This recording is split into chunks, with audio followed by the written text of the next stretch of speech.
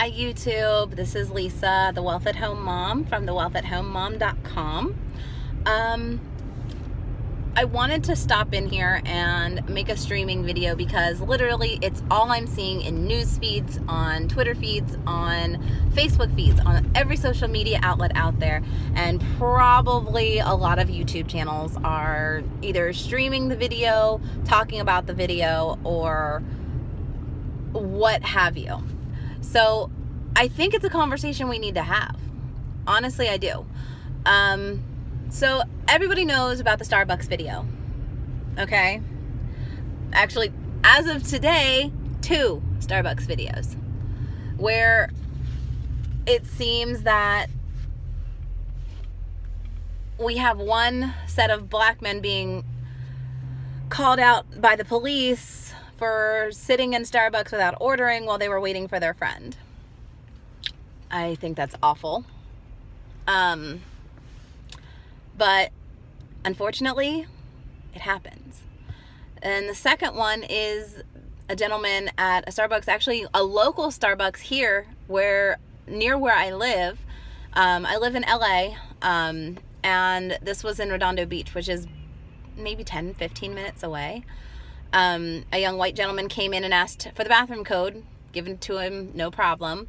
A little bit after him, a young black man came in and asked for the bathroom code, and he was told no, he had to buy something first if he wanted to use the bathroom. Well, he had planned on buying something, he just needed to use the bathroom first, which, funny enough, was the same thing that the white gentleman was doing, because he walked back and saw the gentleman exiting the bathroom, introduced himself, they shook hands, and he asked him, did you buy something before going in there and before using the bathroom? He said, no, I was planning on jumping in line now, I just really had to go first. And he was like, yeah, me too, but they won't give me the code, they told me I have to buy something first.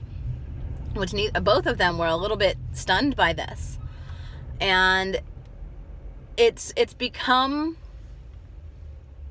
how do I put this? It's become an everyday thing. Little bits of racism appear more and more every day.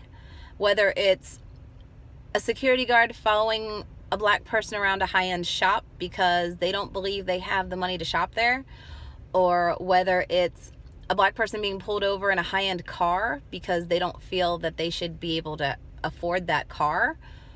Or something that I actually dealt with was my daughter and I went to a car dealership. We were looking for a car, and we went into the dealership, and we actually had this car.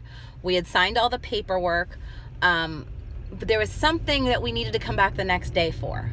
Something was up that we couldn't finish it, but we were picking up the next day. No big deal, right? So we come back the next day, they sold the car out from underneath us that we had already signed a contract on, and then basically told us too bad, so sad. Well, I was upset about this and asked to speak with, the person in charge, basically the general manager. I was speaking with the sales manager, and he was just a piece of work. And I said, no, I don't wish to speak with you. I wish to speak with the person above you. And at that point, I never lost my professionalism. My 7-year-old daughter was with me. So I was not, going to act like a fool. But this man looks at me and my daughter and says, I'm calling the police and having you arrested for trespassing. And I'm like, you're gonna have me arrested for trespassing because I asked to speak with your boss because you just did me and my family wrong and basically are not taking any type of, responsibility for it. And then he goes as far as to say, I'll call the police and have you arrested and have your child taken away. Needless to say, I left at that point because I was not about to subject my daughter to anything that ugly. But I did call later on that day, and luckily the salesperson that I had been working with saw the entire thing and informed the owner of the dealership, who ended up calling me, apologizing profusely, sat there and personally went through the inventory with me to see if there was any other car that was going to suit my needs. Unfortunately, there was not. But he made an effort, and he said, and literally he told me that the manager, he was like, he's not having a good day today. He was like, this is the third incident and he is now without a job. So that, the fact that it was enough for him to take care of it because he cared about his business and he cared about customers enough to take care of it, that meant the world. Which is all these, you know, all anybody wants is to be treated the same as everybody else.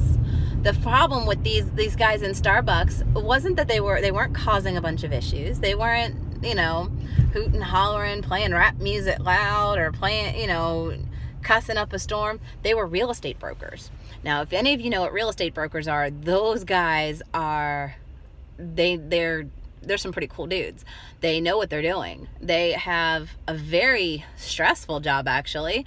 I don't know if I could do it, but they were meeting a client there, and the client had suggested that they go to Starbucks because he frequented the Starbucks often, and he did a lot of his business meetings there.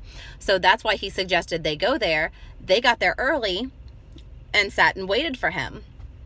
Well, apparently this did not go well with the manager, and they were asked to buy something, and they said, we're waiting for our friend so we can all order together. And that was not a good enough answer.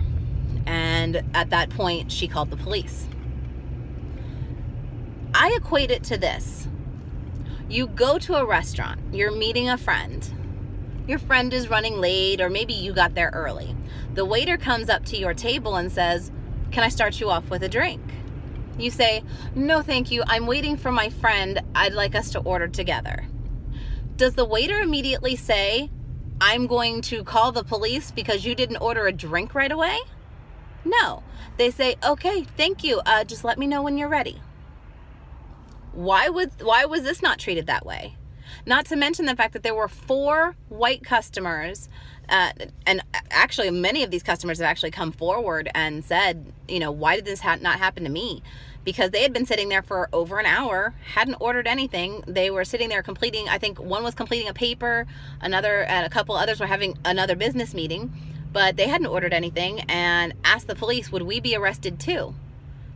And I think at that point, the cops kind of went, oh, because, you know, you could read on the cops' faces that this was not, you know, this wasn't something that they were like, oh yeah, we got the bad guy. It was uneasy for them. And I noticed, like, they had, and for whatever reason, they felt for 2 black guys doing nothing, they needed, I think I saw 2, 4, 5, like 5 or 6 cops there. Why did we need 5? I understand that the bike cops couldn't do it on their own because they don't have, if somebody was going to be arrested, what are they going to do? Put them on the back of the bike?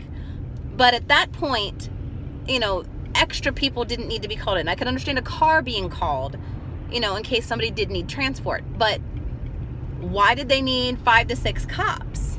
They really didn't. It just seemed like it was a very overly exaggerated situation. Now, I've also done a little bit of research on the area this happened. The area that this happened in is an area of Philadelphia that is not known for its diversity. I've seen a lot of people talk about this particular area, and it's very frequented by Asians and whites, and there's just not a lot of African American people that go to this particular area. The only reason these 2 guys were there was because it was suggested by the client to meet there, which that's not their fault. They were trying to do what was most convenient for their client.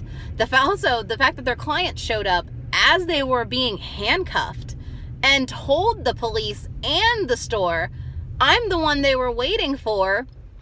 I was buying coffee for all of us. What happened? Can you tell me what they did? And nobody could answer him. The cops won't answer him because he's a third party. They're not going to say anything. If he was a family member, they probably would have told him. But even all the people around him in the coffee shop said they didn't do anything. They didn't do anything. Literally didn't do anything. So I really do have to say this though. I commend those 2 gentlemen. We still don't know their names. They have names, we just don't know their names. They are they are better than a lot of us because they have been silent this whole time. Them more than anybody could have done this whole, protest, thrown their faces on every news outlet out there, but they didn't do that. They did not do that. They decided to take the high road and just live their life. They were absolute and quiet when they were being led away. They weren't screaming, they weren't hollering, they weren't saying, rise up, Black Lives Matter. They weren't doing any of that. They conducted themselves like professionals, which honestly, I don't understand why, questions wouldn't have been made at that point, because, I would have been questioning why do you have a problem with these gentlemen and they're not causing any type of issue. The other issue that comes up is, people want to boycott Starbucks. I personally will not boycott my own personal Starbucks that I go to. I actually have my Starbucks right here. But the reason that I will not do that is because I go to the same store every day, okay? I have never felt uncomfortable going to that Starbucks store. I have never felt like I was judged going to that Starbucks store. I'm always treated with respect. They know my order. I've always been treated like a friend there. Now, if that were to change, obviously, so would my opinion. But as of right now, I will stick with my store. Do I believe that this is a store-wide issue? No, I believe it's a franchise issue. Because the way Starbucks are individually owned by franchisees. And they, depending on the areas that they're in, is kind of how stuff gets treated. But why is it that people want to call the cops on Black people all the time? I don't understand. I didn't think it was a thing until it happened to me, literally at that car dealership. It was, okay, if I was a white customer, and I hate bringing race cards into things because honestly, I'm both Black and white. So it's like a half of a race card. But it's like, literally, I'm looking at it like, if I looked different, would you have done the same thing? Or would you have addressed my anger? Or did you sell the car out from underneath me because you didn't think I could pay for it anyway? These are things that people always say it's the race card, but when you run down the list of things and you can't think of any other reason why somebody would be so awful to you, it hurts. So why is that go-to? I've seen so many people, say, oh, you're outside my house, I'm calling the police. When it's been like a group of like school kids who, are maybe stopped for a second to adjust something, but because they stopped in front of their house for longer than 5 seconds, it has now become this huge issue that they're stopped in front of their house. A young boy, 14, 15 years old, knocked on a house to get directions because he missed the bus and tried walking the bus route and got lost. The woman started yelling, why are you trying to break into my house, when he was knocking on the door. The husband came with a shotgun and almost killed this kid. 14 years old, which terrifies me because my son is 14 years old. Granted, he looks white, but I just don't even know anymore. Why is it? Why is this an issue? Why can't we talk about things? Why can't we just settle things like human beings? Why does it always have to be, well, I'm going to call the cops on you and they're going to get you? Why? Why? It's just not normal. I understand that it might be strange if you live in a high-end area to see a Black man walking down the street when it's a predominantly white neighborhood, but you can't just assume that this one Black person is going to be the one that's trying to break into people's houses. I've been in Beverly Hills and been followed by security because it didn't seem like I belonged there. Like, I was working an event in Beverly Hills and I actually had to have somebody come and vouch for me because they didn't believe that I worked for the company. It's ridiculous. We have a racism issue in this country. It's not something that you can hide. It's not, it does exist. It does. and you see little bits of it here and there, whether it's, you know, you see a couple of black guys in sweatsuits and you see them walking down the street towards you and you cross the street. Maybe in your mind you just felt, oh, I needed to go across the street. But did you really?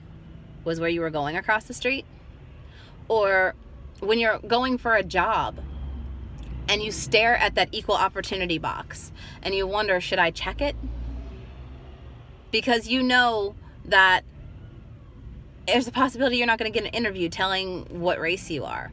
And let me give you a little insight on that.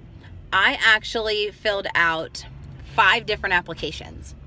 On 2 of, you can't tell what I am by my name. I have a very German last name and my first name is kind of up in the air.